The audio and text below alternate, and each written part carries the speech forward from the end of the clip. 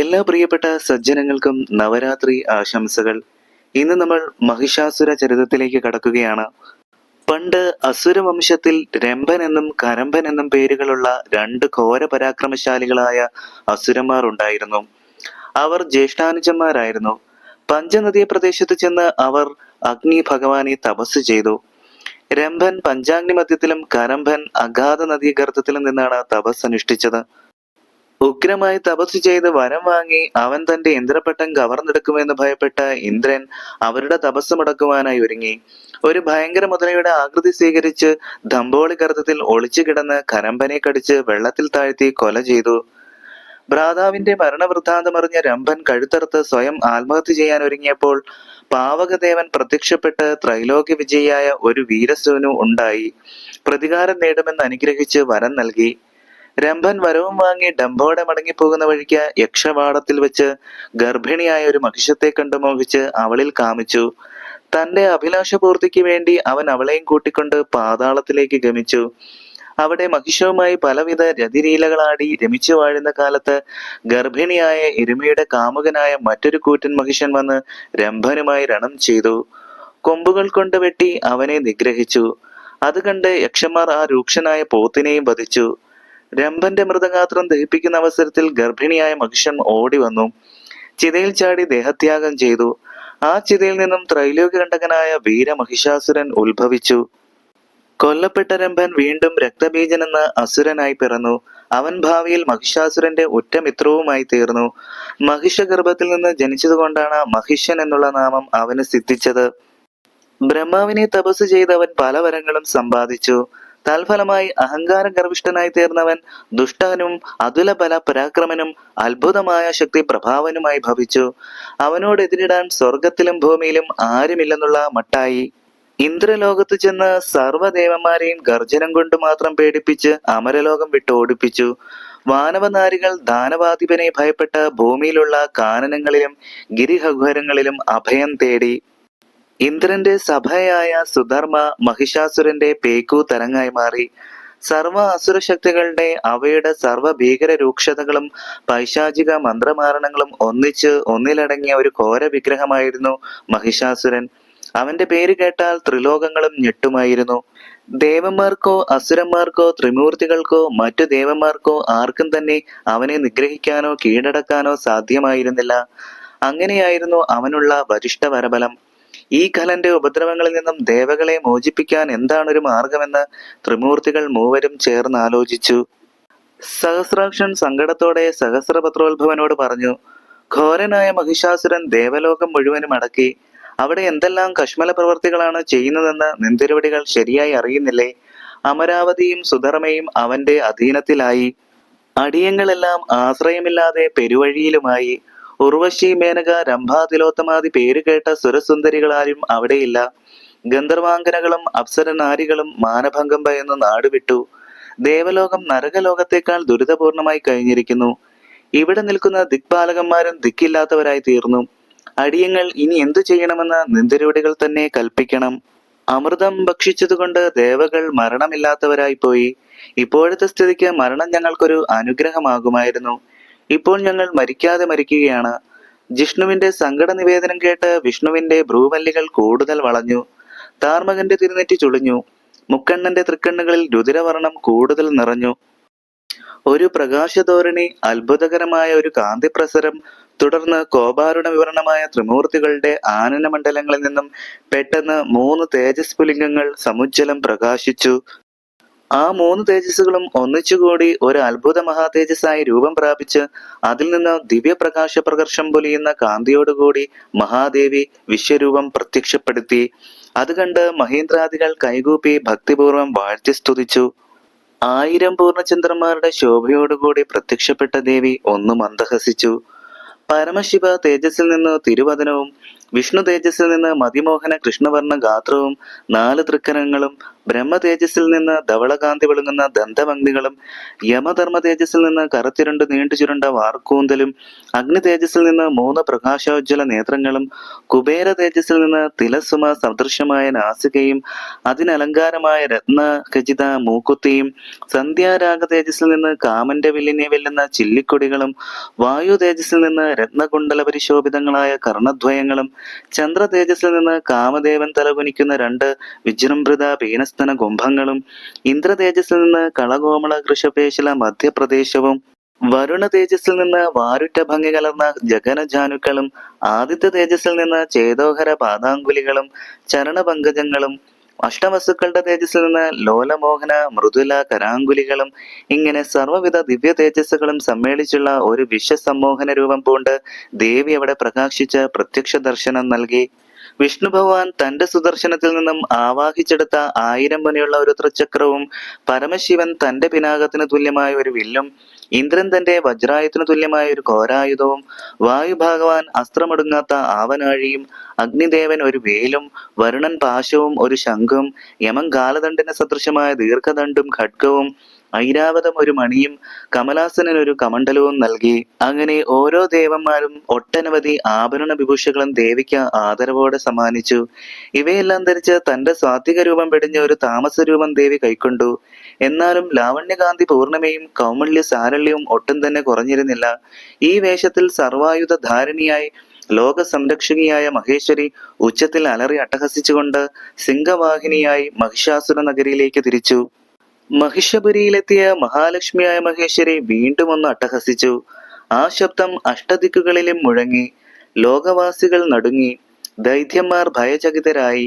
ദേവിയുടെ ആ പൊട്ടിച്ചിരി അമംഗളമായ മരണകാഹളം പോലെ അസുരന്മാരുടെ ഉള്ളത്തെ കിടിലം കൊള്ളിച്ചു. ആ ശബ്ദം കേട്ടപ്പോൾ മതമത്തനും ഗർവിഷ്ഠനുമായ മഹിഷന് ഭയമല്ല, കോപമാണ് ജ്വലിച്ചത്. ഉടനെ ശക്തന്മാരായ ഏതാനും അനുചരന്മാരെ വിളിച്ച് ധിക്കാരപരമായി അട്ടഹസിച്ചവൻ ആരാണെന്ന് അറിഞ്ഞു വരുവാൻ ആജ്ഞാപിച്ചു. അവനെ പിടിച്ചുകെട്ടി എന്റെ മുമ്പിൽ കൊണ്ടുവരണം. യാതൊരു ദാക്ഷിണ്യവുമില്ലാതെ നിങ്ങളുടെ മുമ്പിൽ വെച്ച് തന്നെ ഞാൻ അവനെ നിഗ്രഹിക്കുന്നതാണ് എന്നുകൂടി അസുരേന്ദ്രൻ ഗർജിച്ചു. അനുചരന്മാർ കോട്ടയ്ക്ക് വെളിയിൽ കടന്നപ്പോൾ തന്നെ പ്രകാശമേറിയ തേജസ്സോടും വിവിധ മാരകായുധങ്ങളോടും കാളമേഘവർണ്ണത്തോടും നീണ്ടഴിഞ്ഞ് പിറകു മൂടിക്കിടക്കുന്ന നിബിഡമായ കാർവേണിയോടും കൂടി ഒരു അത്ഭുത നാരി തെല്ലും കൂസലു കൂടാതെ സിംഹാരൂഢയായിരിക്കുന്നത് കണ്ട് സേവകന്മാർ ഭയപ്പെട്ട് തിരിച്ചോടി മഹിഷന്റെ സന്നിധിയിൽ ചെന്നുണർത്തിച്ചു. മഹാപ്രഭു, ത്രിലോകങ്ങളും അവിടുന്ന് കീഴടക്കി സർവ്വലോക സമ്രാട്ടായി വാഴുന്നു. അവിടുത്തെ പേര് കേട്ടാൽ ദേവകളെന്നല്ല ത്രിമൂർത്തികൾ പോലും പേടിച്ചു വിറയ്ക്കുന്നു. അങ്ങനെയുള്ള നിന്തിരുവടി ഇവിടെ ഇരിക്കുമ്പോൾ കോട്ടയ്ക്ക് വെളിയിൽ വന്ന് ഇങ്ങനൊരു ശബ്ദമുണ്ടാക്കാൻ ആർക്കും ധൈര്യമില്ല. എന്നാൽ ഇപ്പോൾ തെല്ലും പേടി ശങ്ക കൂടാതെ കോട്ടയ്ക്ക് വെളിയിൽ നിന്നുകൊണ്ട് അട്ടഹസിച്ചത് ഒരു സ്ത്രീയാണ്. സർവാലങ്കാര വിഭൂഷകളോടും 18 കൈകളിൽ 18 തരം ആയുധങ്ങളോടും കൂടിയ ഒരു സർവാംഗ സുന്ദരിയായ സ്ത്രീ. നിറം മാത്രം കറുപ്പാണ്, എന്നാലും അതിനൊരു പ്രത്യേക അഴകുണ്ട്. മുഖത്ത് സ്ഫുരിക്കുന്ന രൗദ്രഭാവം കണ്ടാൽ ആരും ഭയപ്പെടും. അവൾ മനുഷ്യ സ്ത്രീയുമല്ല, ദേവസ്ത്രീയുമല്ല, നമ്മുടെ വർഗത്തിൽ പെട്ടവളുമല്ല. 18 കൈകൾ, അമ്പമ്പോ, അവയിലിരിക്കുന്ന ആയുധങ്ങൾ കാണണം. കണ്ടാൽ ആരും പേടിച്ചു പോകും. ഇത് കേട്ടിട്ട് മഹിഷാസുരൻ പറഞ്ഞു, ചീ, നിർത്തൂ. അവളുടെ വർണ്ണന 18 കൈകളും ഒലക്ക 12ഉം വിഡ്ഢികൾ, ഭീരുക്കൾ. ഇനിയൊന്നും പറയണ്ട. എന്റെ കൈകൊണ്ട് മരിച്ചാൽ സ്വർഗം കിട്ടുമെന്ന് വിചാരിച്ച് പാതാളം വിട്ട് ഓടിപ്പോന്ന വല്ല രാക്ഷസിയുമായിരിക്കും, അല്ലെങ്കിൽ പിഴച്ചുപോയ വല്ല മുനികന്യകയുമായിരിക്കും, അല്ലെങ്കിൽ പിശാചായിരിക്കും. അതാണ് ഈ അത്ഭുതങ്ങളെല്ലാം കാണുന്നത്. സംശയമില്ല, സ്ത്രീവധം നിന്ദ്യമാണെങ്കിലും വേണ്ടി വന്നാൽ ചെയ്യാതെ നിവർത്തിയില്ല. എങ്കിലും അതിൽ നിന്ന് ഒഴിവാകാൻ ഒരു ദൂത് പറഞ്ഞു നോക്കാം. അതിലും പരാജയപ്പെട്ടാൽ പിന്നെ മറ്റൊന്നും നോക്കേണ്ടതില്ല, കൊല്ലുക. ഇപ്രകാരം പറഞ്ഞ മഹിഷാസുരൻ തന്റെ മന്ത്രിപ്രവരനായ ചക്ഷുരനെ നോക്കി ആജ്ഞാപിച്ചു. സജീവോത്തമ, ഇക്ഷണം തന്നെ ഒരു നല്ല സൈന്യ സമൂഹത്തോടു കൂടി പോയി നയോപായങ്ങൾ പ്രയോഗിച്ച ആ സുന്ദരിയെ ഏതു വിധമെങ്കിലും ഇവിടെ കൊണ്ടുവരണം. യാതൊരു ഹേമദണ്ഡങ്ങളും ചെയ്യരുത്. അവളെ എന്റെ പട്ടമഹിഷിയാക്കുവാൻ ഞാൻ ആഗ്രഹിക്കുന്നതായി ധരിപ്പിക്കണം. അതവൾ സമ്മതിക്കും. ത്രിലോക ജേതാവായ മഹിഷന്റെ പട്ടമഹിഷി സ്ഥാനം ഏതൊരു മഹിളാമണിയും മോഹിക്കുന്നതാണ്. അവൾ ശത്രുവായി വന്നവളാണെങ്കിൽ അവളെ മിത്രമാക്കുന്നതാണ് നമ്മുടെ ഏറ്റവും വലിയ വിജയം. നയോപായങ്ങൾ കൊണ്ടൊന്നും ഫലമില്ലെന്ന് കണ്ടാൽ അവളെ ബലമായി ബന്ധിച്ച് എന്റെ മുമ്പിൽ കൊണ്ടുവരണം. ചക്ഷുരൻ ദേവിയുടെ അടുത്തെത്തി ഇങ്ങനെ പറഞ്ഞു, ഹേ സുന്ദരി, എന്റെ രാജാവ് കേളി കേട്ട മഹിഷ്യ മഹാചക്രവർത്തി ഭവതിയിൽ ദൃഢാനുരക്തനാണ്. മനോഹരാംഗിയായ ഒരു പത്നിയോടുകൂടി വാഴാൻ അദ്ദേഹം ആഗ്രഹിച്ചു കൊണ്ടിരിക്കുമ്പോഴാണ് അവിടുന്ന് ഇവിടെ സമാഗതയായത്. ഭവതിയുടെ ഔലൗകിക സൗന്ദര്യവിലാസങ്ങളും ആഡംബര വേഷഭൂഷാദികളും, അതിലും വിശേഷിച്ച് അഷ്ടാദശ ബാഹുക്കളോടുകൂടിയ തങ്കപ്പൂ മൃദുമേനിയും എല്ലാം കേട്ട് രാജപുങ്കവൻ മന്മഥന്റെ കൂരമ്പുകളേറ്റ് വല്ലാതെ വിഷമിക്കുകയാണ്. മഹിഷ്യന്റെ പട്ടമഹിഷിയായാൽ ത്രിലോക മഹാറാണിയായി ഭവതിക്ക് വാഴാൻ കഴിയും. ഇത് കേട്ടിട്ട് ദേവി ഒന്ന് പൊട്ടിച്ചിരിച്ചു. ആ ചിരിയുടെ ഉഗ്രനാദം മന്ത്രിയുടെ ശ്രവണങ്ങളിൽ ഇടിഗർജിതം പോലെ മുഴങ്ങി. എന്നിട്ട് ദേവി ശാന്തമായിട്ട് പറഞ്ഞു, അല്ലയോ മന്ത്രി പുങ്കവ, ഞാൻ ആരുടെയും മണവാട്ടിയാകുവാൻ പിറന്നിരിക്കുന്നവളല്ല. ഞാൻ ലോകത്തിന്റെ മാതാവാണ്. അതിന്റെ സ്ഥായിയായ നിലനിൽപ്പിനുള്ള ശക്തിയാണ്. മഹാലക്ഷ്മിയാണ്, ഉമാമഹേശ്വരിയാണ്. ഞാൻ ലക്ഷ്മിയായും പാർവതിയായും സരസ്വതിയായും ഉമയായും ദുർഗയായും ഭദ്രയായും ഗംഗയായും കാർത്യായനിയായും കാളിയായും അങ്ങനെ പല വേഷത്തിലും രൂപത്തിലും ഞാൻ പ്രത്യക്ഷപ്പെടും. ദേവകളെ പീഡിപ്പിച്ച് ദേവലോകം മുഴുവൻ നശിപ്പിച്ച അക്രമിയും അധർമ്മിയും അഹങ്കാരിയും ദുർമതനും ദുഷ്ടനും ദുരാത്മാവുമായ മഹിഷാസുരനെ നിഗ്രഹിക്കുവാനാണ് ഞാൻ വന്നിരിക്കുന്നത്. ഈ വിവരം നിന്റെ രാജാവിനെ ധരിപ്പിക്കൂ. മഹിഷത്തിൽ നിന്ന് ജനിച്ചതുകൊണ്ട് മൃഗബുദ്ധിയാണ് അവനുള്ളത്. ആയതിന് നല്ലതു പറഞ്ഞാൽ അവന്റെ ചെവിയിൽ കയറുകയില്ല. ഒന്നുകിൽ ദേവന്മാരിൽ നിന്ന് അപഹരിച്ചെടുത്ത സർവവും തിരിച്ചു കൊടുത്തു കീഴടങ്ങി ഭൂമിയും സ്വർഗവും വെടിഞ്ഞ് പാതാളത്തിൽ പോയി ജീവിക്കുക, അല്ലെങ്കിൽ മരിക്കാൻ തയ്യാറായി നേരിട്ട് പോരാടാൻ വരിക. ഇങ്ങനെ ഞാൻ പറഞ്ഞതായി ധരിപ്പിക്കുക. സ്ത്രീയുടെ കൈയാൽ മരിക്കുക എന്നുള്ളത് പുരുഷത്വമുള്ളവർക്കാർക്കും അഭിമാനകരമല്ല. അങ്ങനെ മരിക്കാൻ ആഗ്രഹിക്കുന്നവർ നപുംസകന്മാരോ മൃഗവംശജന്മാരോ ആയിരിക്കും. അവർക്ക് മാനാഭിമാനം നോക്കേണ്ടതില്ല. ഇത് നിന്റെ രാജാവിനെ ധരിപ്പിച്ചേക്കൂ. ചക്ഷുരൻ തിരിച്ചുപോയി മഹിഷ്യനെ സർവ്വ വിവരങ്ങളും ധരിപ്പിച്ചു. അവർ തമ്മിൽ നടന്ന സംഭാഷണങ്ങളും അതേപടി പറഞ്ഞു കേൾപ്പിച്ചു. മഹിഷ്യൻ പൂർവ്വവൽ രോഷാകുലനായി മറ്റുള്ള മന്ത്രിമാരെയും സേനാപതികളെയും കൂടി വിളിച്ചു വരുത്തി ഭാവി കാര്യങ്ങളെക്കുറിച്ച് ആലോചിച്ചു. യുദ്ധസന്നദ്ധയായ ഒരു സ്ത്രീ ആയുധസമേതം തന്നെത്താൻ പുറപ്പെട്ടപ്പോൾ അത് കേവലം നിസ്സാരമായ ഒരു സംഗതിയാക്കി തള്ളാൻ പാടില്ല. അതിൽ ഗൗരവമേറിയ എന്തെങ്കിലും കാര്യമുണ്ടായിരിക്കുമെന്നും അത് ചിലപ്പോൾ നമുക്ക് ദോഷകരമായി പരിഗണിച്ചേക്കുമെന്നും ആലോചിക്കേണ്ടതാണ്. ഇങ്ങനെ ഒരു മന്ത്രി അഭിപ്രായപ്പെട്ടു. മഹിഷൻ പറഞ്ഞു, ഇനിയിപ്പോൾ അതൊന്നും ചിന്തിക്കേണ്ട കാര്യമില്ല. താമ്ര, നീ തന്നെ പോയി ഏതു വിധമെങ്കിലും അവളെ ജയിച്ചു വരിക.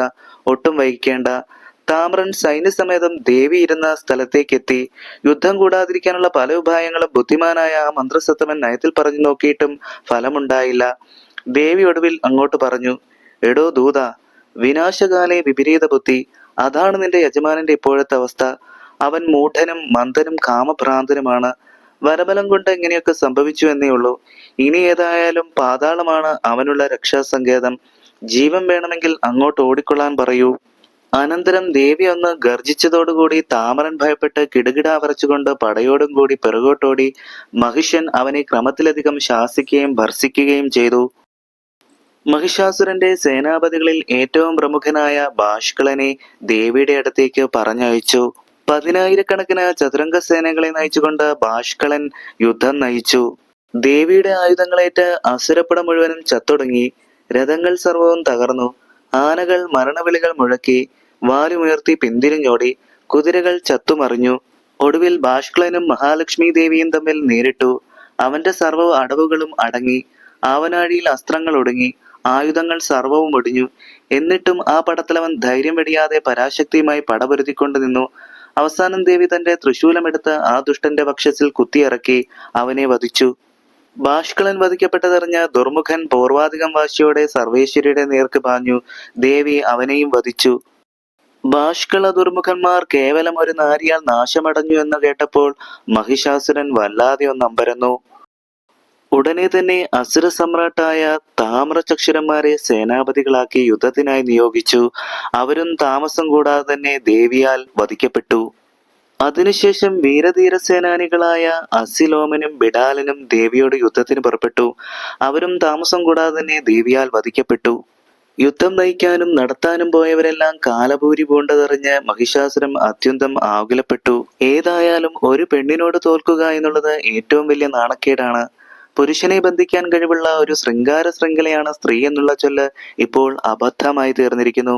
ഇങ്ങനെ നിശ്ചയിച്ചുറച്ച് മഹിഷൻ ശേഷിച്ച പടയോടുകൂടി ശംഖുകാഹള ഭേരീനാദങ്ങൾ മുഴക്കിക്കൊണ്ട് ഒരു രമണീയ രഥത്തിൽ കയറി രണാങ്കണത്തിലേക്ക് തിരിച്ചു. അവിടെ എത്തി ദേവിയോടായി വിളിച്ചു പറഞ്ഞു, ഹേ സുകുമാരി, നിന്റെ വാഹനമായ സിംഹത്തെ മാറ്റുക. സുമങ്ങൾ വിരാജിക്കേണ്ടതായ നിന്റെ ഓമൽ കൈത്തളിരുകൾ കാര്യരുമ്പായുധങ്ങൾ ധരിക്കുന്നത് യോഗ്യമാണോ? നീ ആപത്തിൽപ്പെട്ടിരിക്കുന്ന ഒരു മാൻകിടാവാണ്, അത് നീ ധരിക്കുന്നില്ല. സ്ത്രീവധം ചെയ്യാൻ ധർമ്മനിരതനായ എനിക്ക് മടിയുണ്ട്. അതിനാൽ പറയുകയാണ്, നീ എന്റെ കാൽക്കൽ വീണ് മാപ്പിരുന്നാൽ നിന്റെ അപരാധങ്ങൾ സർവ്വവും ക്ഷമിച്ച് നിന്നെ ഒരു ഭാര്യയാക്കി ഞാൻ സ്വീകരിക്കാം. സമ്മതമാണോ? ഇത് കേട്ടിട്ട് കോപത്തോടെ ദേവി പറഞ്ഞു, ചീ വിഡ്ഢി! കാമകിങ്കരനായ ഒരു പുരുഷാധമന്റെ ഭാര്യയായിരിക്കുന്നതിനേക്കാൾ നല്ലത് ഒരു കഴുതയുടെ കാമുകിയായിരിക്കുന്നതാണ്.